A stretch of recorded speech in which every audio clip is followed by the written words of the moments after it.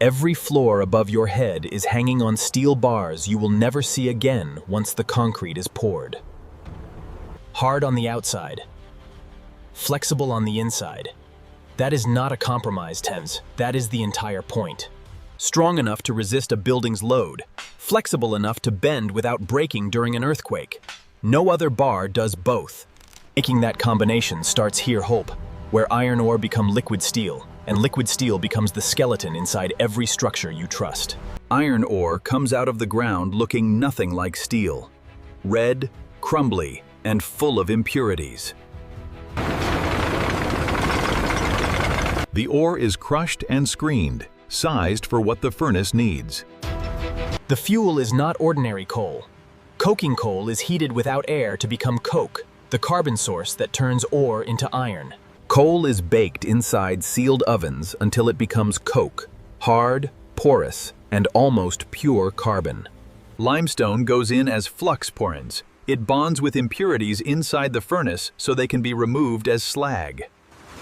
Iron ore, coke, and limestone, loaded together in precise layers. What happens next has not changed in principle for centuries. The blast furnace is the most extreme machine in the entire plant. Raw materials enter from the top and descend through rising heat. Coke burns. Carbon rips oxygen from the ore. Liquid iron sinks to the bottom. Slag floats above it.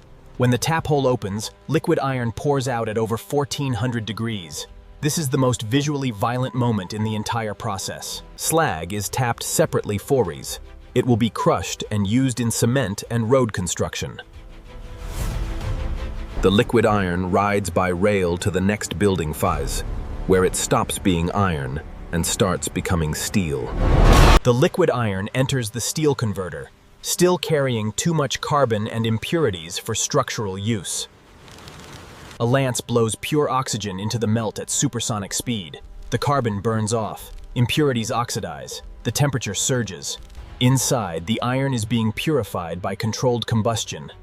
Carbon drops from over 4% to below 0.2.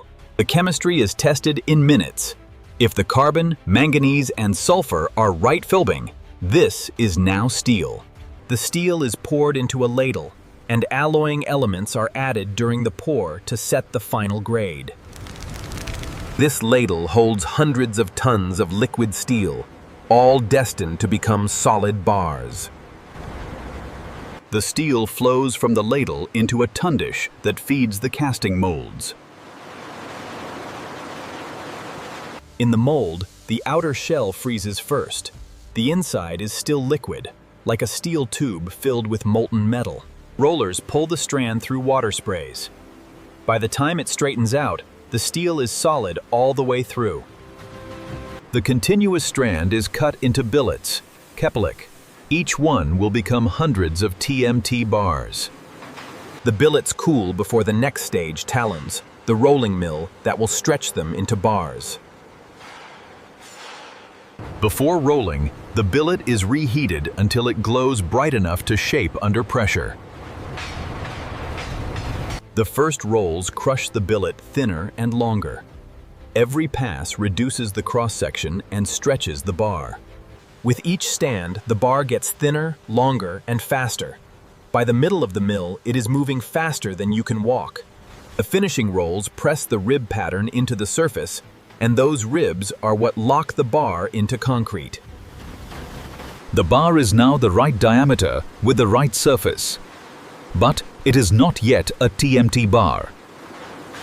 Because what happens in the next 3 seconds is what makes this bar different from every other steel bar on Earth. High-pressure water hits the glowing surface at over 1,000 degrees. The outer layer freezes into hardened martensite in under a second. The outside is now hard steel. The inside is still hot and soft. That difference is the entire engineering principle of TMT. As the bar rests, the trapped core heat tempers the hardened shell from inside. The outer layer becomes tough instead of brittle. The finished bar has 3 zones: a hard outer ring, a transition layer, and a flexible core. Every production lot is sampled and tested before it ships. The tensile test pulls the bar until it breaks. It measures how much force the bar takes and how much it stretches before failure. The break should be rough and fibrous, Corey. That means the bar stretched before it failed. A clean, flat break means brittle failure, Corey, and that is a reject. The bend test checks whether the bar can be shaped on site without cracking. If it cracks during bending, the structure is wrong. The rebend test goes further. Bend, partially straighten, bend again. The bar has to survive both without splitting. The chemistry is verified against the grade specification. Too much carbon and too brittle. Too much sulfur and too weak at the welds. Even the rib dimensions are measured, because the ribs determine how well the bar grips concrete. Weight per meter is checked because a lighter bar means less steel cement and less strength. Cast bars are gathered and aligned for bundling.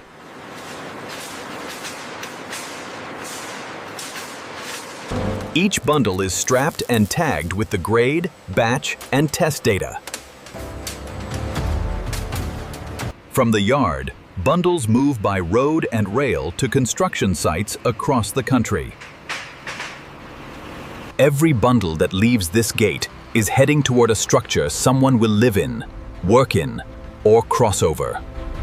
At the site, the bars are cut, bent, tied, and buried in concrete. Once the pour is done, you will never see them again. But every floor you walk on, every column you pass, every bridge you cross-mount, is held by steel bars exactly like these. Highways, dams, towers, schools, hospitals, and bridges, all standing on steel that started as red ore in a mine. Ore melted into iron, iron blown into steel, steel cast, rolled, and quenched in 3 seconds.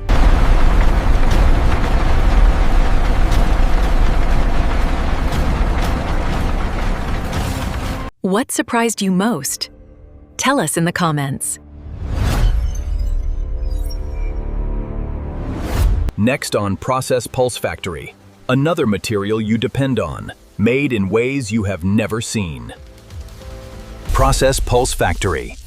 Subscribe for the next build.